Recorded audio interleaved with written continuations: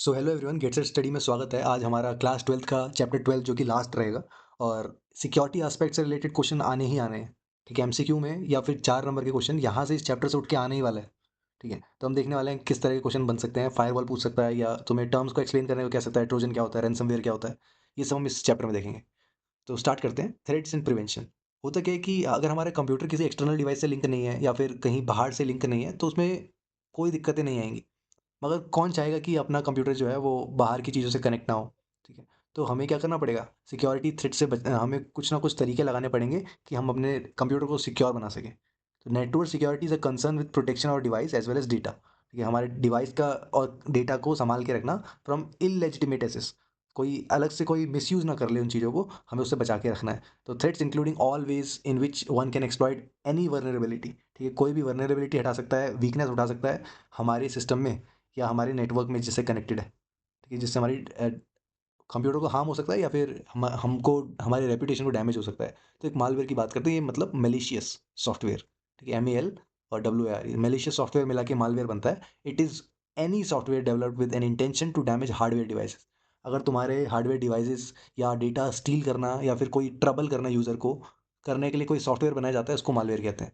क्या क्या बोला, ये तो डिवाइसेस तुम्हारे हार्डवेयर डिवाइसेस खराब कर देगा या डेटा निकाल लेगा या यूज़र को कोई ट्रबल कर देगा। Various type of malware have been created from time to time and large scale damages have been inflicted. ठीक है, तो बहुत तरीके के मालवेयर बनाए जा चुके हैं आज तक, जैसे जैसे टेक्नोलॉजी एडवांस हो रही है। Many of this malware programs have been identified and counter measures have been initiated. ठीक है, तो इनको बचने के तरीके भी निकाल दिए गए हैं, मगर अलग अलग तरीके के मालवेयर आने लगे हैं और हमें हर तरीके से सतर्क रहना होगा। तो जो कि हमारी सिक्योरिटी को कॉम्प्रोमाइज़ कर रहे हैं, कॉज इनटेंजिबल डैमेज। ठीक है, ऐसा डैमेज जो हमारे एसेट्स के साथ हो रहा है, जो हमारे डिवाइसेस के साथ हो रहा है, वो हटाया नहीं जा सकता। बिसाइड ईच ईयर मालवेयर इनकर financial damage worth billions of dollars. ये तो जो जैसे अगर लड़ाई भी होती है, वॉर होती है, तो साइबर वॉर अलग से हो रही होती है। तो वहाँ से मालवेयर फाइनेंशियल डैमेज बहुत करता है। ठीक है, virus, worm, ransomware, trojan, spyware, ये कुछ तरीके के मालवेयर हैं। तो तुमसे पूछा जाता है कि what is malware and explain any 3 और 4 ऑफ देम। तो तुम्हें इनमें से किसी को एक्सप्लेन कर देना है जो हम करने जा रहे हैं। वायरस क्या होता है, ये टर्म कॉइन करा था फ्रेड कोहेन इन 1985। तो एमसीक्यू में आ सकता है कि वो coin the term virus in 1985, that is Fred Cohen. Has been borrowed from biological science which almost similar meaning and behaviour. हमने देखा है वायरसेस पढ़े हुए हैं, बैक्टीरिया एंड वायरस बायोलॉजी में, तो वहीं से वायरस उठ के थोड़ा आया है। The only difference is that the victim is a computer system and the virus is a malicious software. तो डिफरेंस क्या रहता है हमारे शरीर में, जैसे एक लिविंग ऑर्गेनिज्म के लिए वायरस जो है वो उस पर अटैक करता है, सिमिलर वे में वायरस जो है यहाँ पे कंप्यूटर के टर्म्स में एक मलिशियस सॉफ्टवेयर का काम कर रहा है। ठीक है, जो कंप्यूटर सिस्टम पे अटैक करेगा। A virus is a piece of software code created to perform malicious activity. ठीक है, एक ऐसा सॉफ्टवेयर कोड है, एक ऐसा प्रोग्राम है जो मलिशियस काम, फिर से बताया मैंने कि ऐसा काम जिससे हमारे रिसोर्सेज खराब हो, रिसोर्सेज हैम्पर हो, कंप्यूटर सिस्टम के CPU, time, memory, personal files, sensitive information, इस पे डायरेक्ट इम्पैक्ट पड़े। Mimicking the behaviour of biological virus, computer virus spread on contact with another system. तो अगर एक सिस्टम में वायरस है, दूसरे में चला जाता है तो वो फैलेगा। A computer virus infect other computer system that it comes into contact with by copying और inserting its code in the computer program. तो बोला जाता है कि ऐसी पेन ड्राइव से बच के रहना जिसमें वायरस हो, है ना। तो वहाँ से भी वायरस आ सकता है। तो क्या करता है, कॉपी करेगा अपना कोड वहाँ पे इंसर्ट और एग्जीक्यूटेबल फाइल्स की फॉर्म में रख देगा। A virus remain dormant on a system and it's activated as soon as the infected file is opened by the user। तो देखो, डोरमेंट मतलब होता है कि अभी शांत पड़ा हुआ है। ठीक है, जैसे ज्वाला फटती कब है, जब हमारा वायरस कोई एक्टिवेट करता है, कोई रन करता है, यूजर से गलती से चल जाता है बिना जान पड़े। Viruses behave differently depending upon the reason और motivation behaviour behind their creation. ठीक है, बनाने का जो कारण है उसके बेसिस पे वायरस काम करते हैं। कुछ virus, some of the most common intention और motivation motivates behind virus include stealing password. कुछ वायरसेस पासवर्ड चुराने के लिए या डेटा चुराने के लिए बनाए जाते हैं, फाइलें करप्ट करने के लिए बनाए जाते हैं, या यूज़र के ईमेल कॉन्टैक्ट्स को स्पैम करने के लिए बनाए जाते हैं। Taking control of the user machine, user की मशीन पे कंट्रोल लाने के लिए भी। तुम अगर इनके बारे में पढ़ना चाहते हो, ठीक है, मैंने इस आई लव यू वायरस के बारे में पढ़ा हुआ है। Crypto locker, माइड्रूम, sensor, नेटस्काई, slammer, Stuxnet, इनमें से 2-3 एग्जांपल याद कर लेना, माई डूम, स्क्रिप्टो लॉकर करके। और इनकी अपनी-अपनी कहानी है, इनका इनका कितना बड़ा प्रभाव पड़ा हुआ था। ठीक है, बहुत लोग इम्पैक्ट हुए थे इस वायरस से। वर्म की बात करते हैं, the worm is also a malware. ठीक है, सारे के सारे मालवेयर हैं। पहले तो बोलेंगे virus is a malware. Coin termed by Fred Cohen in 1985, ऐसे करके लिखना। उसके बाद एग्जांपल ज़रूर याद रखना। वर्म एक मालवेयर दैट इनकर्स अनएक्सपेक्टेड और damaging behaviour on an infected computer system. तो डैमेजिंग एक अनएक्सपेक्टेड बिहेवियर शो करता है हमारा worm. The major difference between worm and virus is that unlike a virus a worm does not need a host program. तो virus को तो कोई चाहिए होता है host program software to insert its code into. Worm जो है वो स्टैंड अलोन प्रोग्राम है, वो अपने में ही है सब कुछ, that are capable of working on its own. तो ये एक बार वॉर्म आ गया तो वो अपने आप काम कर सकता है। Also virus needs human triggering for application. ठीक है, ह्यूमन का इंटरवेंशन चाहिए, एग्जीक्यूटेबल फाइल्स ओपन होनी चाहिए by human. When user open execute the infected files while a worm replicates on its own and can spread to other computer through the network। तो worm का क्या है कि उसको कुछ करने की जरूरत नहीं है भाई, वो समझदार है। ठीक है, वो उसको होस्ट की जरूरत नहीं है, उसको एग्जीक्यूट होने की जरूरत नहीं है, वो अपने आप में एक प्रोग्राम है। Some prominent example of worms include storm worm, Sobig, MS Blast, Code Red, Nimda, Morris worm etcetera. Example again याद रखना। रैनसमवेयर पे आते हैं। ये एक टाइप का मालवेयर है दैट टारगेट यूजर का डेटा, यूजर की इंपॉर्टेंट फाइल है। It either blocks the user from accessing their own data और threaten to publish the personal data online, और डिमांड करता है कुछ पैसों की अगेंस्ट द सेम। दो तरीके हैं भाई। पहला है कि तुम्हारा जो इंपॉर्टेंट जानकारी है वो तुम्हें ही नहीं लेने दे रहा, कि भाई अगर चाहिए तो पैसे निकालो।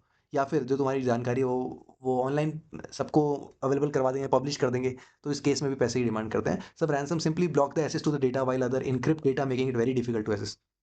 तो कोई तो ब्लॉक कर देगा डेटा को एक्सेस होने से या फिर इनक्रिप्ट कर देगा। 2017 में मई, रैनसमवेयर वानाक्राई बहुत famous, infected almost 200K computers across 150 countries. It worked by encrypting data and demanding ransom payment in the Bitcoin cryptocurrency। ठीक है, जिससे कि पता ना लग सके किसने बनाए, कौन इसको किसको पैसे जा रहे हैं। तो बिटकॉइन में पैसे मांगता था। It literally made it's victim cry and hence the name WannaCry. तो ये इंसिडेंट भी याद रख सकते हो तुम, वानाक्राई नाम से रैनसमवेयर का एक एग्जांपल ही है, इसको अच्छे से एक्सप्लेन कर सकते हो। बिटकॉइन में पैसे मांगता था। ट्रोजन की बात करते हैं। Since the ancient Greek could not infiltrate the city of Troy using traditional warfare methods. ठीक है, देखो ट्रोजन और ट्रॉय नाम की सिटी को, ये एंशिएंट ग्रीक की कहानी है कि ट्रोजन कहाँ से पड़ा। तो gifted the king of Troy with a big wooden horse with hidden soldiers inside and eventually defeated them। Borrowing the concept of Trojan is a malware that look like legitimate software। तो हुआ क्या था कि Greek को ये Troy के राजा को हराना था। ठीक है, तो उन्होंने क्या करा कि बड़ा सा गिफ्ट देने की कोशिश की उनको, जो कि बाहर से घोड़ा दिख रहा था मगर अंदर से सोल्जर्स भरे पड़े थे उसमें, क्योंकि अगर सामने से सोल्जर आते तो फिर वो तैयार रह जाते।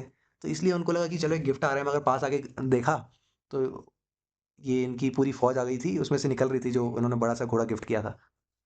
और एट द एंड उन्होंने किंग ऑफ ट्रॉय को हरा दिया और वो शासन जीत लिया। तो वहीं से ट्रोजन नाम का कॉन्सेप्ट आता है कि जो बाहर से तो अच्छा दिखता है, बाहर से लेजिटिमेट सॉफ्टवेयर दिखता है, मगर once it tricks a user into installing it. ठीक है, एक बार तुमने इंस्टॉल कर दिया फिर गए, it act pretty much like a virus और वर्म, फिर वो वायरस वर्म की तरह ही काम करता है। However Trojan does not self replicate. ठीक है, तो खुद से रेप्लिकेट नहीं करता और infect other files. It spread through user interaction such as opening an email attachment. ठीक है, ईमेल में कोई भी एरियर अटैचमेंट आती है नहीं करना, downloading and executing a file from the internet. होता है कि कुछ लोग गेम के चक्कर में कर देते हैं, है ना, EXE फाइल्स डाउनलोड कर लेते हैं, कोई गेम का हमें मॉड मिल गया तो वहाँ से उठा लिया। तो देखने में तो लगता है कि बार बार से ठीक है, मगर वो GPU कितना यूज़ कर रहा है, सिस्टम के प्रोसेसेस यूज़ कर रहा है। तो ट्रोजन सेल्फ रेप्लिकेट नहीं करता और इन्फेक्ट करता है दूसरी फाइल्स को। It spread through user interaction. ठीक है, यूजर का इंटरेक्शन अगर होगा तो ट्रोजन फैलेगा। Some Trojan create backdoors to give malicious user access to the system. तो ये बड़ा खतरनाक चीज़ है कि तुम्हारे लिए बैकडोर क्रिएट कर दिया भाई, दरवाजा खोल दिया पीछे का, कि अब तुम मलिशियस सॉफ्टवेयर डालते जाओ, यूजर्स को एक्सेस करवाते जाओ, सब कुछ खुल गया है कंप्यूटर में। स्पाईवेयर की बात करें, it is a type of malware that spies on a person और an organisation by gathering information about them. तो ये स्पाईवेयर भी इंपॉर्टेंट है। क्या करेगा, सारी इन्फॉर्मेशन निकाल देगा उस आदमी की, उस ऑर्गेनाइजेशन की, without the knowledge of the user, user को पता ही नहीं है। ठीक है, it records and send the collected information to an external entity without consent और नॉलेज ऑफ द यूजर। तो चीज़ें रिकॉर्ड करेगा कि आज ये काम हुआ, मान लो तुम्हारी ऑर्गेनाइजेशन से कोई टक्कर ले रहा है। ठीक है, दो आपस में टक्कर ले रहे हैं, गूगल और मेटा में चल रहा है, तो मेटा वालों ने स्पाईवेयर डलवा दी है गूगल के उसमें, सारी इन्फॉर्मेशन कलेक्ट कर रहे हैं। जस्ट एग्जांपल दे रहा हूँ। Spyware usually tracks internet usage data and sell them to advertisers. ठीक है, एक बड़ा अच्छा तरीका ये भी है कि अगर एक पर्सनल इंसान की बात करी जाए तो वो इंटरनेट किस तरह से यूजेज है, जो जो डेटा है वो सेल करेगा एडवर्टाइजर्स को। तो they can be use to track and capture credit card या बैंक अकाउंट इन्फॉर्मेशन वगैरह, log in password information of users personal identity. तो ये सारी चीज़ें वो बिना उनकी नॉलेज के ले लेते हैं इन स्पाईवेयर। ठीक है, ऑर्गेनाइजेशन स्पेसिफिक भी है और यूजर स्पेसिफिक भी है। एडवेयर क्या है, adware is a malware that is created to generate revenue for its developer. ठीक है, एक ऐसा मालवेयर है जिसने उसको डेवलप किया है, उसका पैसा बनाएगा। And adware display online advertisement using popups, web page और इंस्टॉलेशन स्क्रीन्स। ठीक है, पॉपअप आएंगे तुम्हारे स्क्रीन पे, वेब पेजेस ऐसे आएंगे। तो once an adware has infected a substantial number of computer system, it generates revenue either by displaying advertisement or using pay per click mechanism to charge its clients against the number of clicks on their displayed advertisement. अब देखो add दिखाते हैं वैसे तो जितने ज़्यादा add देखेंगे उतना ज़्यादा उस डेवलपर को पैसा मिलेगा, मगर यहाँ पे क्या है, पेपर क्लिक भी लग सकता है। ये कितने रेवेन्यू कहाँ से जनरेट हो रहा है, वो ऐड डिस्प्ले से। क्योंकि कुछ टाइम पहले क्या होता था, अचानक से कंप्यूटर में ऐड दिखने लग जाते थे और हम उसको हटाते रहते थे। Add is usually annoying but harmless, तो ये हार्मलेस रहता है। अनोइंग मतलब कभी भी तुम कुछ काम करोगे बीच में ऐड आ गया, ठीक है, वो हमें पता नहीं चल रहा है। कंप्यूटर में तुम वर्ड फाइल में काम कर रहे हो, पेंट ब्रश से पेंटिंग कर रहे हो, बीच में ऐड आ गया, however it often paves way for other malwares. तो ये दूसरे मालवेयर के लिए तरीके निकल, वही बैकडोर बना देता है बाय डिस्प्लेइंग अनसेफ लिंक्स। अब तुम्हें कोई एडवर्टाइजमेंट में ऐसे लिंक दिखा रहा है जो कि एथिकली करेक्ट नहीं है, वहाँ पे क्लिक करने के बाद फिर वो मालवेयर और दूसरा डाउनलोड हो गया। तो अच्छा, की लॉगर्स की बात करते हैं। की logger can either be malware और हार्डवेयर। ठीक है, ये मालवेयर हो सकता है, मालवेयर है मेलिशियस सॉफ्टवेयर हो सकता है या हार्डवेयर हो सकता है। The main purpose of this malware is to record the key press by the user on the keyboard. तो कीबोर्ड पे क्या की प्रेस कर रहे हैं ये पता लगाना। Key logger mail log of daily keyboard usage and may send it to an external entity as well. तो कीबोर्ड से क्या टाइप हो रहा है ये भी एक तरह का डेटा निकालना है। In this way very sensitive and personal information like password, email, private conversation reveal हो जाती है। External entity without the knowledge of the user. तुम ये सोचो ना कि अगर तुम्हें किसी को लिखना है या तुम्हें अपना पासवर्ड लिखना है, केशव@123, तो के को तुमने कैपिटल करा फिर ई लगाया, तो वो सारी चीज़ें रिकॉर्ड हो रही है। One strategy to avoid the threat of password leak by keylogger is using virtual keyboard. तो तुम जब एग्जाम देने जाते होगे तो कहीं कभी कभी वर्चुअल कीबोर्ड्स भी आते हैं, ठीक है, उसमें क्लिक कर करके while signing into your online account from unknown computer. तो तुम वर्चुअल कीबोर्ड्स का यूज़ कर सकते हो, बहुत कम लोग करते हैं, मगर स्टिल प्रेफर्ड है कि किस तरह से कंप्यूटर में वर्चुअल कीबोर्ड ऑन करा जाता है ये पता लगा लो और वहाँ से तुम चेक कर सकते हो। तो इम्प्लीमेंट की logger in hardware, a thin transparent keyboard is placed atop the actual keyboard. तो एक एक्चुअल कीबोर्ड के ऊपर ऐसा हल्का सा कीबोर्ड बना दिया जाएगा और input pad of the intended machine which then record the key strokes press by the user. तो जितने की स्ट्रोक्स उसने यूजर ने प्रेस किए हैं वो सब पता लगाता है। Okay, online virtual keyboard versus on screen keyboard. तो हाँ, ये देखो, ये देखा हुआ लग रहा है। The name on-screen and virtual keyboard refer to an software-based keyboard and are sometimes used interchangeably। देखो, ऑन स्क्रीन और वर्चुअल कीबोर्ड जो है वो सॉफ्टवेयर बेस्ड कीबोर्ड को बताते हैं और कभी कभी इंटरचेंजेबली यूज करते हैं, but they exist a notable difference between on screen and online virtual keyboard. Both type of keyboard में लुक द सेम, मगर difference in terms of the layout और ऑर्डरिंग ऑफ द कीज। ठीक है, जैसे on screen keyboard की ordering देख रहे हो, the on screen keyboard of the operating system use a fixed QRT की लेआउट। ये हमारा क्यूआरटी की कैसे, QWERTY, इसलिए इसको हम क्यूआरटी कीबोर्ड कहते हैं, विच can be exploited by sophisticated की लॉगर सॉफ्टवेयर। ठीक है, कोई ऐसे सॉफ्टवेयर होंगे जिनको पता होगा कि इस तरह का फिक्स्ड हमारा ऑन स्क्रीन कीबोर्ड में रहता है। However online virtual keyboard randomise key layout every time it's uses. तो अगर वर्चुअल कीबोर्ड की बात करो तो वहाँ पे वो जरूरी नहीं है कि QWERTY होगा, क्यू क्या पता यहाँ आ रहा हो, डब्ल्यू यहाँ आ रहा हो।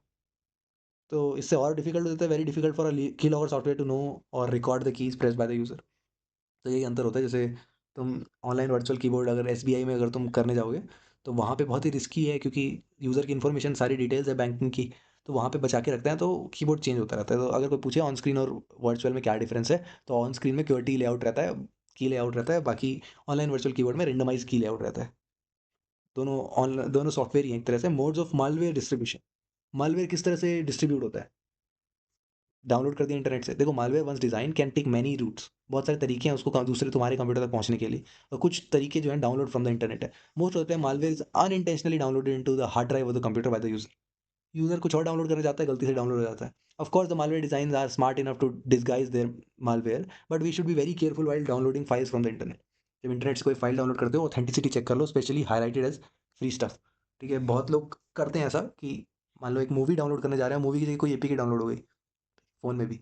तो मालवेयर इतने समझदार होते हैं कि वो अपने आप को कोई ऐसे उसमें छुपा देंगे, तुम्हें पता भी नहीं चलेगा कि ये मालवेयर है। Spam mails, we often receive unsolicited mails which embedded hyperlink और अटैचमेंट फाइल। ठीक है, कुछ ऐसे मेल होते हैं जिसमें हाइपरलिंक या कोई फाइल होती है, दीज लिंक और attach files can be malware.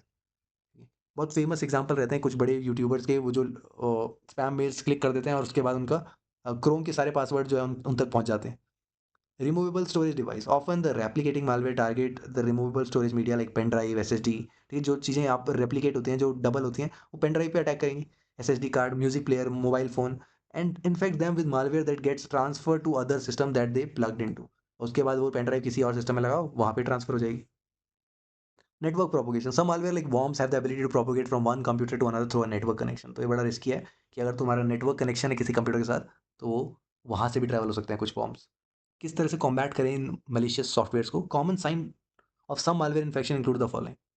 तो फ्रीक्वेंट देखो, मालवेयर इन्फेक्शंस हो रखा है तो इसका कैसे पता चलता है, जैसे वायरस आ रखा है तो जुकाम होगा, है ना, एक common example frequent popup window आएंगी prompting you to visit some website या फिर डाउनलोड करेंगे कोई सॉफ्टवेयर, ऐसे पॉपअप विंडो आने शुरू हो जाएंगे। Changes to the default home page of your web browser, ये जो डिफॉल्ट होम पेज है हमारा वेब ब्राउजर का वो चेंजेस हो रहे हैं। Mass email being send from your email account, तुम्हें पता ही नहीं चल रहा ईमेल तुम्हारे अकाउंट से सेंड हो रहे हैं। Unusual slow computer with frequent crashes, ठीक है, बहुत ही स्लो कंप्यूटर हो जाएगा, क्रैश होने शुरू हो जाएंगे। Unknown programs startup as you turn on your computer, ठीक है, जैसे ही कंप्यूटर शुरू करते हो कोई अननोन सा प्रोग्राम चलता है। Programs opening and closing automatically, कुछ प्रोग्राम खुद ही बंद हो जा रहे हैं। सडन लैक और स्टोरेज स्पेस, स्पेस की कमी, रैंडम मैसेज साउंड्स और म्यूजिक स्टार्ट्स टू अपीयर, कोई भी मैसेज आ जा रहा है, कोई भी साउंड दिख रहा है। प्रोग्राम और फाइल अपीयर और डिसअपीयर विदाउट योर नॉलेज, कोई फाइल दिख रही है कुछ चले जा रही है। ये सारी जो है हमारे तरीके हैं पता लगाने की मालवेयर जो है वो हमारे सिस्टम को इन्फेक्ट कर चुका है। Malware exist and continue to evolve and so is the mechanism to combat them.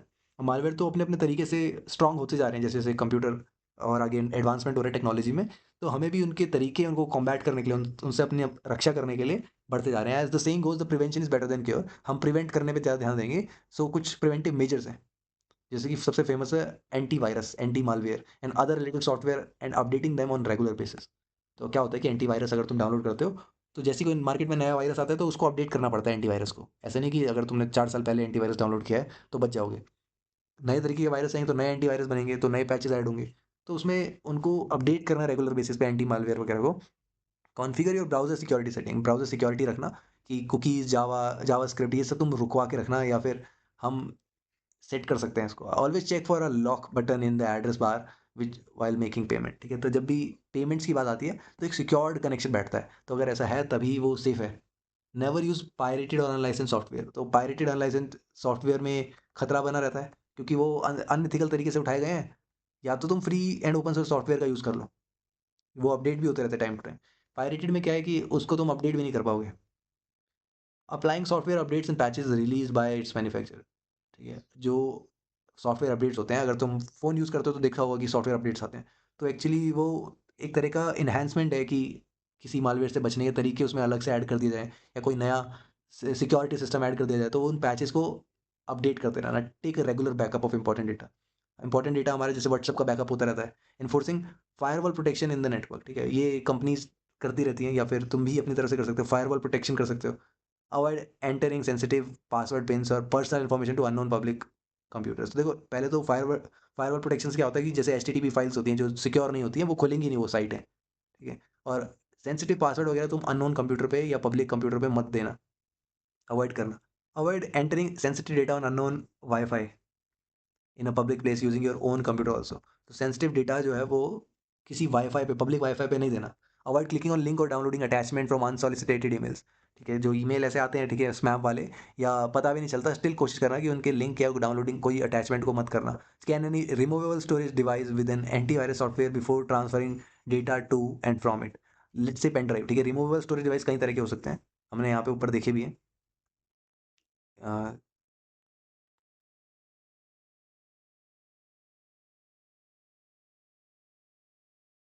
ये रहे pen drive, SSD cards, music players, mobile phones, ठीक है, तो हम पेन ड्राइव का एक एग्जांपल लेते हैं कि अगर कोई पेन ड्राइव लगा रहे हो तो उसको एक बार स्कैन कर लेना कि इसमें वायरस तो नहीं है, ठीक है, रिमूवल स्टोरेज डिवाइसेस को डेटा ट्रांसफर करने से पहले। Never share your online account और banking password pins with anyone, किसी के साथ शेयर नहीं करना ये अपने ऑनलाइन डिटेल्स।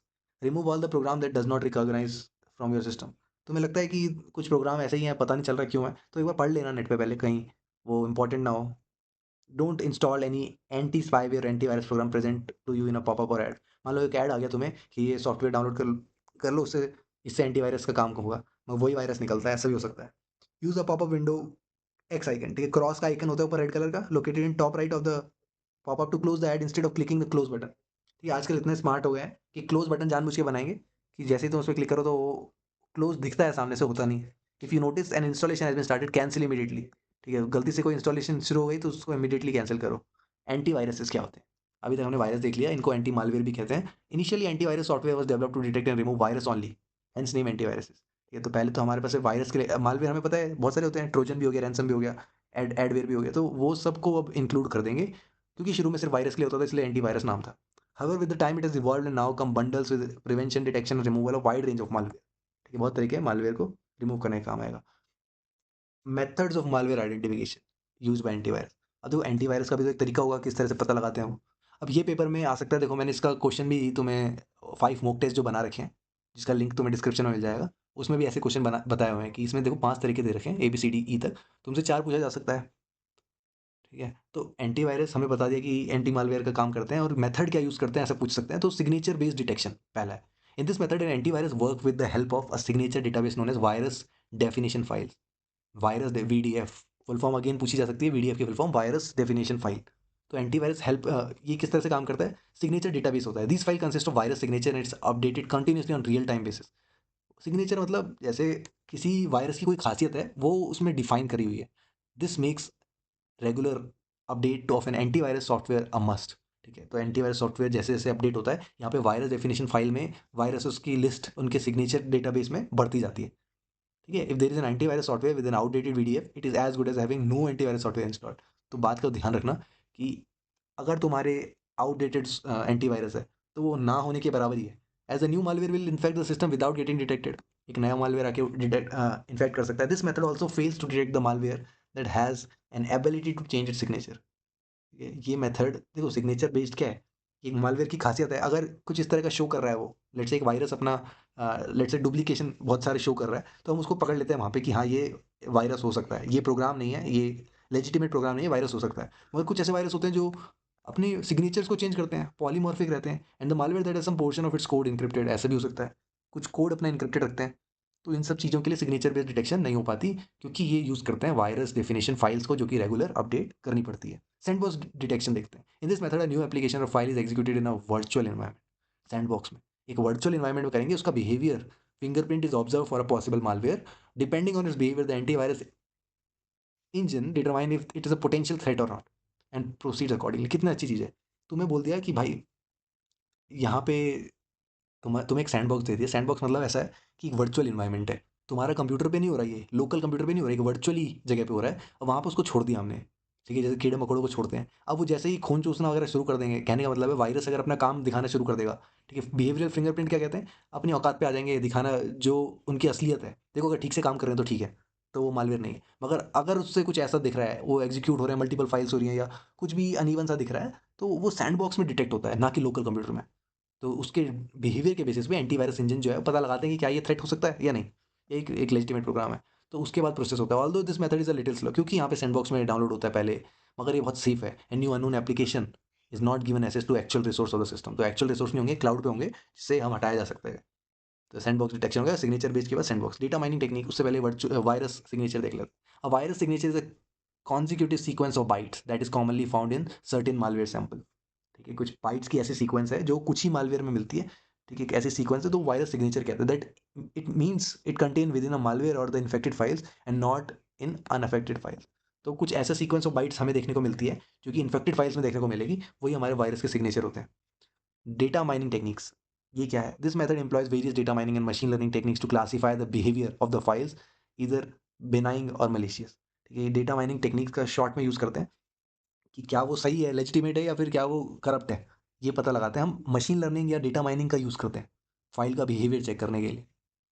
ह्यूरिस्टिक्स, ह्यूरिस्टिक्स, ठीक है, जो भी बोलते हैं इसको, heuristics. Often a malware infection follow a certain pattern, एक पैटर्न फॉलो करता है वो। Here the source code of a suspected program is compare to virus that are already known and in a heuristic database. If the majority of the source code matches with the any code in the heuristic database, the code is flagged as a possible threat। होता क्या है कि तुम्हारा एक program है, उसका source code होगा, अब वो सस्पेक्टेड प्रोग्राम है, इसके लिए कैसे पता चलेगा, एक डेटाबेस बनाया हुआ है, अलग अलग तरीके के वायरस, अलग अलग तरीके के एंटीवायरस मिलके उस पर ऑपरेट करते हैं, चेक करते हैं डेटाबेस में। अगर तुम्हें कुछ भी ऐसा मिलता है कि majority of the source code जो है वो कोई डेटाबेस के कोड से मिलने लगता है, ठीक है, इसका मतलब है कि वो कोड जो है मालवेयर हो सकता है। द कोड को फ्लैग कर देंगे और वो पॉसिबल थ्रेट के उसमें आ जाएगा। ये रियल टाइम प्रोटेक्शन क्या है, इन सब malware remains dormant and gets activated after some time. कुछ मालवेयर क्या होता है, पहले चुपचाप रहेंगे, ठीक है, एक दो घंटे, एक दो दिन, उसके बाद अपना काम करेंगे। तो such malware need to be checked on the real time basis, उसको रियल टाइम बेसिस पे चेक करना है। In this technique anti malware software keeps running in the background, तो वो पीछे काम करता रहता है, ऑब्जर्व करता है एप्लीकेशन कैसे काम कर रही हैं, फाइल कोई भी सस्पिशियस एक्टिविटी तो नहीं शो कर रही जब एग्जीक्यूट हो रही है। तो when it resides in active main memory of the computer, कोई मेन मेमोरी में आके कुछ एग्जीक्यूट होने के बाद कोई हरकत तो ऐसे शो नहीं कर रहा है ना, कोई बिहेवियर, तो बैकग्राउंड में हमारा एंटी मालवेयर जो है वो रन करता रहता है, यही रियल टाइम प्रोटेक्शन देता है। स्पैम क्या होता है? नाम तुमने काफ़ी बार सुना होगा। स्पैम एक ब्रॉड टर्म है and applies to various digital platform, messages, forums, chatting, email, advertisement. However, the widely recognized form is email spam. Email में स्पैम आते हैं, कई जगह पे आते हैं, ठीक है, मैसेजेस में आ सकते हैं, फॉरम में चैट करते टाइम बोलते हैं डोंट स्पैम, है ना, चैट में बोलते हैं। Depending on the requirement, organisation और इंडिविजुअल बाय और create a mailing list of email address and repeatedly send advertisement links and invitation emails to a large number of user. तो कुछ क्या करते हैं, काफ़ी बार होता है कि कोई तुम्हारा यूज़र नेम पे, तुम्हारे ईमेल एड्रेस पे कुछ ना कुछ ऐड भेजता रहता है ना? तो उनके पास तुम्हारे अलावा बहुत सारी ईमेल एड्रेस की लिस्ट होती है, उनसे कुछ खरीदना, कुछ बेचना, यही सब चलता रहता है, उनका स्पैम कैटेगरी में आता है। This create unnecessary junk in the inbox of receiver mail, ठीक है?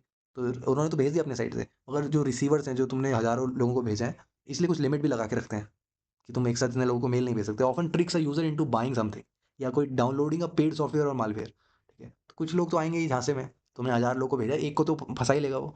और इस सब से बचने के लिए nowadays email service like Gmail, Hotmail have an automatic spam detection.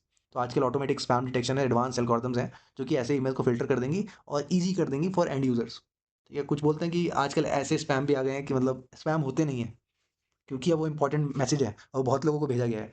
तो जीमेल ने मान लो स्पैम डिटेक्ट कर लिया, मगर वो इम्पोर्टेंट था, तो उस केस में बोलते हैं कि अपना स्पैम भी एक बार चेक कर लेना। User can also mark an undetected unsolicited email as spam. User भी अपनी तरफ से मार्क कर सकता है, मान लो कोई आ गया मेन इनबॉक्स में, तो वहाँ से हम हटा सकते हैं। Thereby ensuring that such type of email is not delivered into inbox as normal mail in future. तो इससे इंश्योर करता है कि ऐसे करके मेल ना आए हमारे उसमें। ऑलवेज लुक फॉर एचटीटीपीएस, ठीक है? एस मतलब secure, at the beginning of the address URL, हमेशा चेक करो कि एस है कि नहीं। और website while entering your personal banking, अगर तुम बैंकिंग वैंकिंग से सेंसिटिव इन्फॉर्मेशन दे रहे हो तो एस तो देखना ही देखना है। तो both HTTP hypertext transfer protocol and hypertext transfer protocol secure are set of rules of protocol. इतना समझ में आता है? पी मतलब प्रोटोकॉल यानी set of rules that govern how data can be transmitted over W. Data किस तरह से ट्रांसमिट होगा, ये गवर्न करेंगे। In other words they provide rules for client, web browser and server to communicate. और दूसरे तरीके से ये रूल्स प्रोवाइड करते हैं कि हमारे रिक्वेस्ट रिस्पॉन्स क्लाइंट सर्वर कैसे काम करेगा। H T T P send information over the network as it is. H T T P जो है जैसा है वैसे ही पकड़ा देगा आगे इन्फॉर्मेशन। तो not scramble the data to be transmitted. तो ये leaving its vulnerable to attack from hackers. जैसा डेटा है वैसे ही पकड़ा देगा, स्क्रैम्बल नहीं करेगा, ठीक है? तो इस केस में वल्नरेबिलिटी बढ़ती है। Hence H T T P is sufficient for websites with public information sharing like news portal, blog etcetera.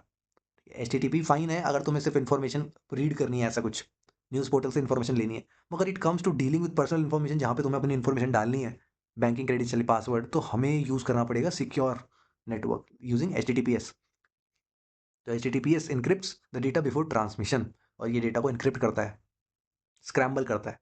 Eight the receiver end it decrypts the recover the original data, ठीक है? जिस जहाँ तक data पहुँचा है वहाँ पे जाके डिक्रिप्ट करता है। The HTTPS based website require SSL data certification. तो तुम देखते हो कि यूपीएससी की जो वेबसाइट है, तुमसे फॉर्म भरवाते हैं तो वो डेटा को सिक्योरली इनक्रिप्ट करते हैं और उनके डेटाबेस पे जाके डिक्रिप्ट होता है, या कुछ चीज़ें वहाँ डिक्रिप्ट भी नहीं होती, ठीक है? कि यूज़र की ऑथेंटिसिटी बनी रहे वहाँ पे। देखते होगे कि अगर मान लो तुमने कहीं पे किसी वेबसाइट में लॉगिन किया, इंस्टाग्राम की मान लेते हैं, इंस्टाग्राम पे लॉगिन किया तो तुम्हारा पासवर्ड किसी डेटाबेस में थोड़ी दिखेगा, वो इनक्रिप्टेड फॉर्म में दिखेगा, फिर उसका एन्क्रिप्शन मैच होता है। Computer firewall is a network security. Okay, firewall की बात करते हैं। देखो इससे रिलेटेड क्वेश्चन आ सकता है, व्हाट इज़ फायरवॉल? 2 नंबर का क्वेश्चन आ गया और 2 नंबर का एचटीटीपी और एचटीटीपीएस के बीच में डिफरेंस आ गया। एचटीटीपी में याद रखना कि ये न्यूज़ पोर्टल या ब्लॉग्स वगैरह पढ़ने के लिए ठीक है, मगर एस का जब यूज़ करते हैं जब हम कोई डेटा, हम बैंकिंग इन्फॉर्मेशन, अपनी पर्सनल चीज़ें दे रहे होते हैं, और एसएसएल डिजिटल सर्टिफिकेशन होना चाहिए। सिक्योर सॉकेट लेयर ऐसे करके क्वेश्चन एसएसएल की फुल फॉर्म है, चेक कर लेना। Computer firewall is a network security system design to protect a trusted private network from unauthorised access. तो फायरवॉल क्या है? कि एक ऐसा सिस्टम है, एक कौन सा सिस्टम है? सिक्योरिटी सिस्टम है, प्रोटेक्ट्स अ ट्रस्टेड प्राइवेट नेटवर्क। ये कंपनीज में ज़्यादा यूज़ होता है, कंपनी का फायरवॉल लगा हुआ है।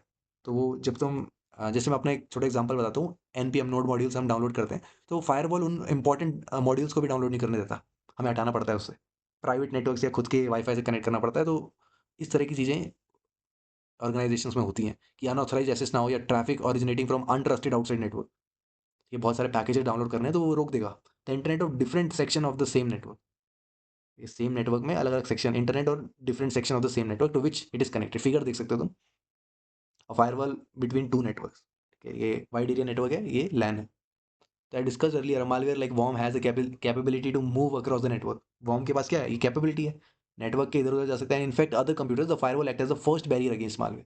तो फायरवॉल जो है पहली दीवार आ जाती है मालवेयर के लिए। Firewall act as a network filter, network filter के रूप में काम आता है, and based on the predefined security rules it continuously monitor and control the incoming and outgoing traffic. तो ये अपना इसके कुछ रूल्स होते हैं, इसके कुछ उसूल होते हैं। तुमने देखा होगा कंपनी जो है वो कुछ साइटों को बैन कर देती है कि वो भी फायरवॉल का ही एक हिस्सा है। As an example, a rule can be set in the firewall of a school land that student can not access data from finance server while the school accountant can access finance server. ठीक है, देखो school के ही land की बात करें कि वहाँ पे फायरवॉल लगाया जा सकता है कि स्टूडेंट एक्सेस बंद हो जाए फायरवॉल का, मगर जो फाइनेंस सर्विस है वो स्कूल के अकाउंटेंट्स को अवेलेबल रहे, उनसे उनके लिए वो फायरवॉल अलाउ करे। दो तरह के फायरवॉल हैं, होस्ट बेस्ड और नेटवर्क फायरवॉल। तो नेटवर्क फायरवॉल क्या हो सकता है कि the firewall is placed between two और मोर नेटवर्क, दो या दो से ज़्यादा नेटवर्क के बीच में लगा है, and monitor the network traffic between different network. Traffic को मॉनिटर करेगा, इसका मतलब क्या है कि वही कंडीशंस अपनी जो उसने बना रखी होंगी, प्री डिफाइंड सिक्योरिटी रूल्स होंगे, उसके बेसिस पे ये मॉनिटर करेगा। इस टर्म्ड इज नेटवर्क फायरवॉल। तो नेटवर्क क्या बोला कि दो या दो से ज़्यादा नेटवर्क को मॉनिटर करने वाला, ट्रैफिक को मॉनिटर करने वाला नेटवर्क फायरवॉल कहलाता है। होस्ट बेस क्या है कि the firewall is placed on the computer and monitor the network traffic to and from that computer. तो होस्ट क्या है, हमारे एक होस्ट है, एक कंप्यूटर है हमारा, उस पे अगर फायरवॉल लगाया हुआ है तो वो फिर कंप्यूटर से आने जाने वाले ट्रैफिक को ही मॉनिटर करेगा, ना कि पूरे नेटवर्क को।